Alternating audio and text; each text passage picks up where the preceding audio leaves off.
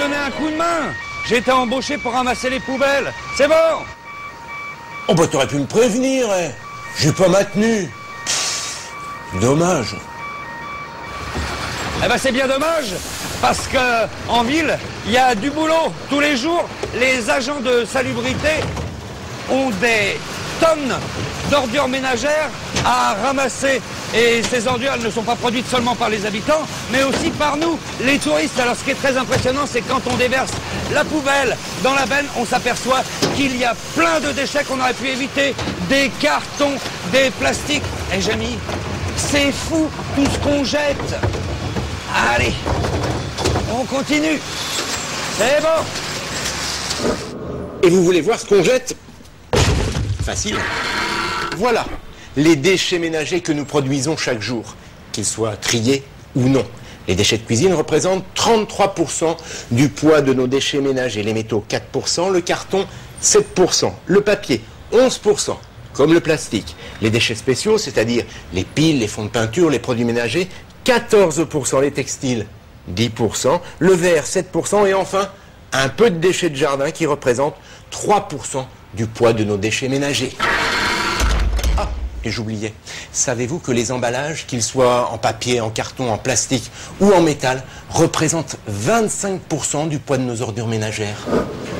En fait, si l'on veut éviter de produire des déchets ou trop de déchets, tout commence au moment où l'on fait les courses. En effet, savez-vous qu'une famille française jette en moyenne 10 emballages par jour, dont la moitié en plastique? À mon avis, Jamy, on peut changer les choses en faisant quelques efforts. Tenez par exemple, quand on veut de la charcuterie, de la viande ou du fromage, autant les acheter à la coupe. En général, il y a moins d'emballage et on peut choisir exactement la quantité voulue. Madame, s'il vous plaît? Oui. Je voudrais 2 tranches de jambon corse et puis un beau morceau de tome de brebis. Oui. C'est pour mon copain Jamy. Au rayon des fruits et légumes, c'est vraiment pas utile de prendre un sac plastique pour acheter des melons, des pastèques ou même des bananes. Il suffit d'aller les peser et de coller l'étiquette dessus. C'est simple. Un autre exemple, quand on achète du café soluble, vous savez qu'on nous le propose souvent en pot ou encore en dosette. Eh bien, à quantité égale, 50 grammes, 50 grammes.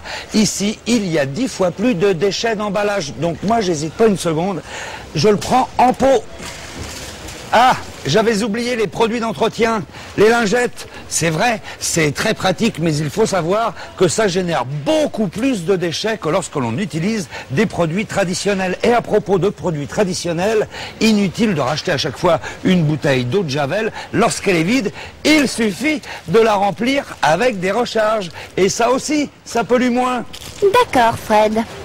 Et pour trier ses achats, il faut aussi tenir compte des indications sur les emballages. Tenez, là, c'est l'écolabel européen, une garantie écologique.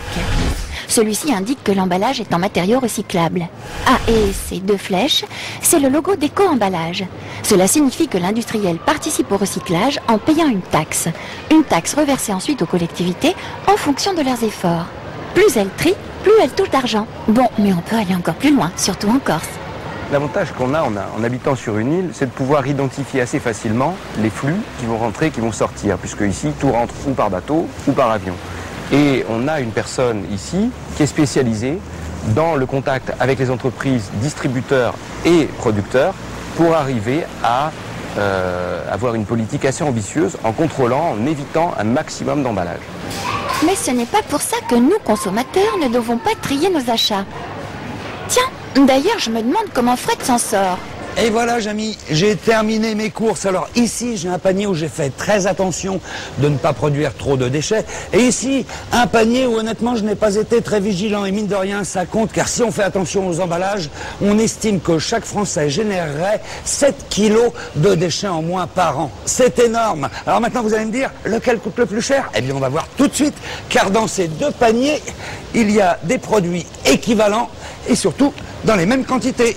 C'est parti, s'il vous plaît, madame.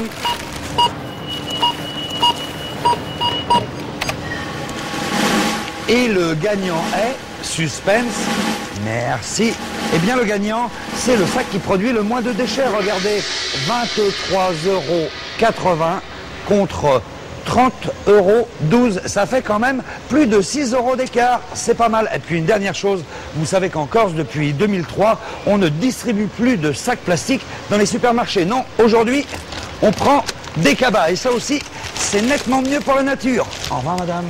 Bravo Fred, test réussi. Mais t'arrêtes pas en si bon chemin. Au bureau aussi, on peut éviter de produire des déchets. Tenez, en moyenne, nous jetons dans la corbeille 80 kg de papier par an.